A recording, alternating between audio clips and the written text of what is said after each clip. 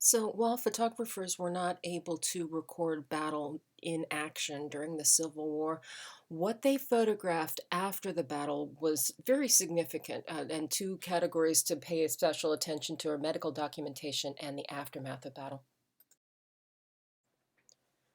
So many of the soldiers who were traumatically injured during the Civil War survived the immediate injuries, but then would later die of infections resulting from those injuries.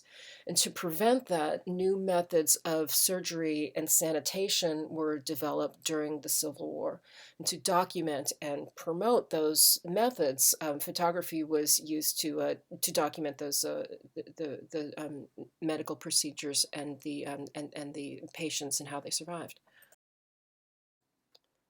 So Dr. Reed Brockway Bonteque was a photographer in addition to his work as a surgeon, and he used photography to document his procedures and used those photographs in addition to specimens and then photographs of those specimens. Those were all used to train doctors that were not able to directly observe these methods of surgery, and they dramatically increased the medical knowledge and saved many lives that way.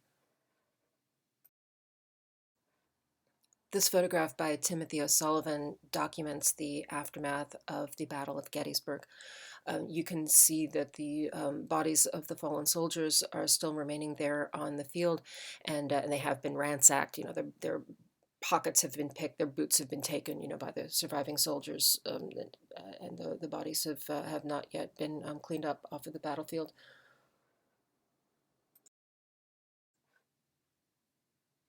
After the war, Timothy O'Sullivan's photograph, A Harvest of Death, was part of a collection of photographs that were published as Gardner's Photographic Sketchbook of the War. This is the caption information that accompanied that photograph, and you can see that it was written in a very poetic way. This was published later, and it sort of helped people to process this trauma that America had been through. You can see the caption concludes, "Such a picture conveys a useful moral. It shows the blank horror and reality of war in opposition to its pageantry. Here are the dreadful details. Let them aid in preventing such another calamity falling upon the nation." In Gardner's photographic sketchbook of the war were many photographs that were taken on battlefields, including this one. This was credited to Alexander Gardner, the captioned "Home of a Rebel Sharpshooter." So you can see the figure of the fallen soldier towards the bottom of this wall, the gun improbably propped up against that rock wall. And there's caption information that explains that he lies where he fell.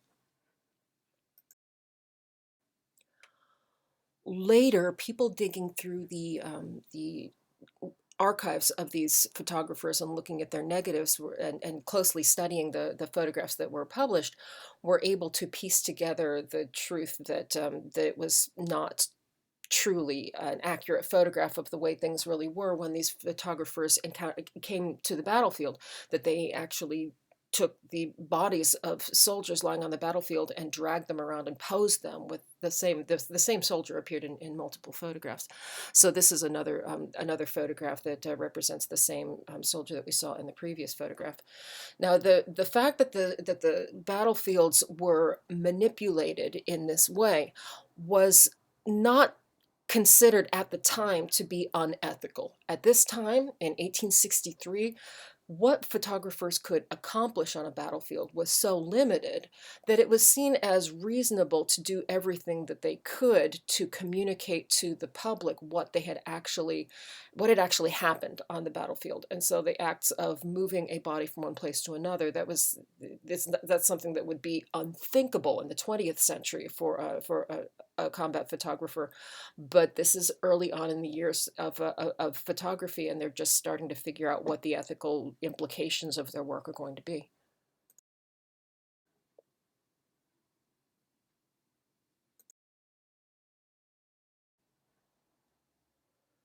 Let's move on to consider the role of photography in promoting the abolitionist cause. So this carte de visite represents the well-known abolitionist and feminist Sojourner Truth.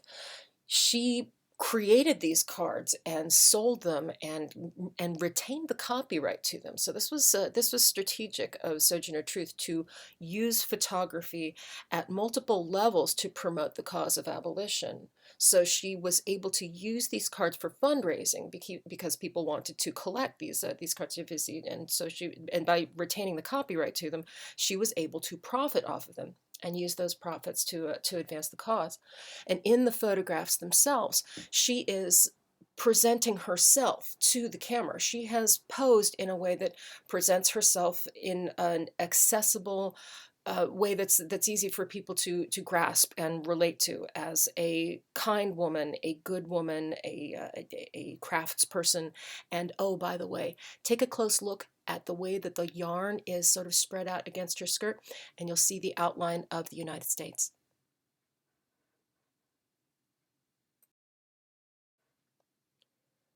Other cartes de visite were created to promote the abolitionist cause. They used photography to spread the word and to raise awareness of the reality of slavery.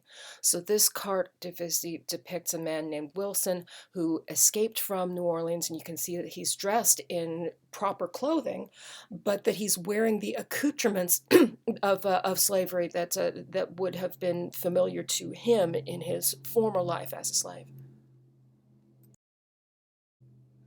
So the horror of these shackles and implements of control is communicated very directly visually in a way that words couldn't really communicate.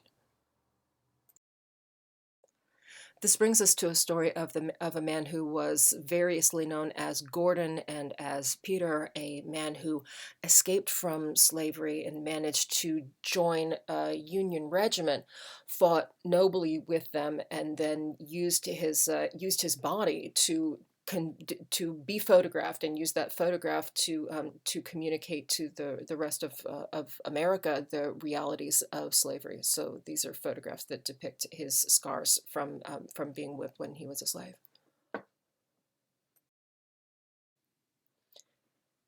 Those photographs were used as part of a story that was published in Harper's Weekly. So these are engravings made from photographs that show the scars on his back and also show what he looked like in the ragged attire that reflects his daring and dangerous escape from slavery, and then his military uniform reflecting his noble service as a Union soldier.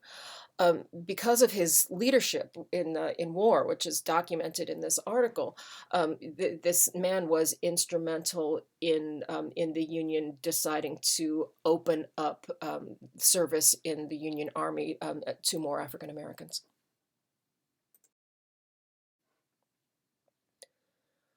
These are photographs of Frederick Douglass, the most photographed man of the 19th century, who used photography to promote the visibility of a Black man as an educated man in control of his own life, able to speak for himself. He was a strong believer in the importance of the photographic image and had himself photographed over and over again through many points of his life. Now, normal people, everyday African Americans during this period in time, many of them were also able to afford to have family portraits made themselves. And these photographs of everyday Black Americans in their domestic life, photographed with their families, they weren't made for the public and they weren't distributed to the public. So these kinds of photographs were kept and preserved and passed down from one generation to another. It's only in recent years, with things like the creation of the National Museum of African American History in Washington, D.C., that everyday white Americans are able to really learn just how important photography was at this time to Black Americans.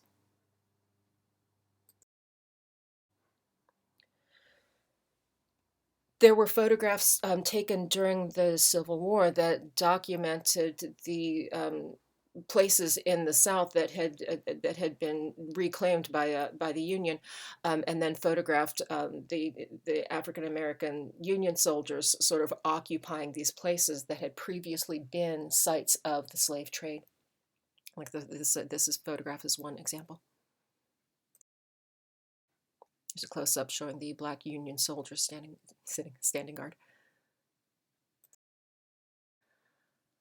Another example, this photograph of a what had been a slave pen and now has been taken over by the Union and is guarded by black Union soldiers.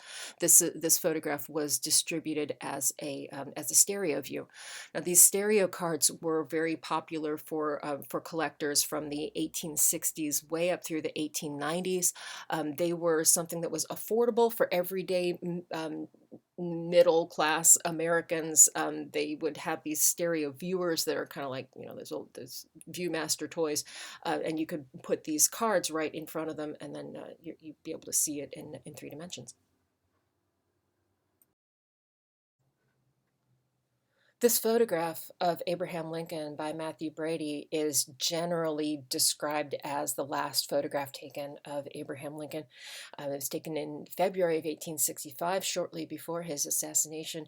And seeing his face up close like this, you really see how the years really wore on him during the short period of his presidency.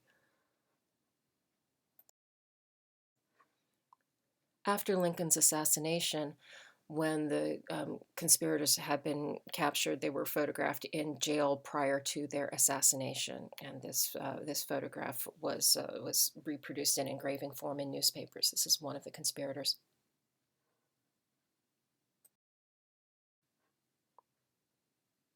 The execution of the assassins was also documented in photographs and reproduced in newspapers.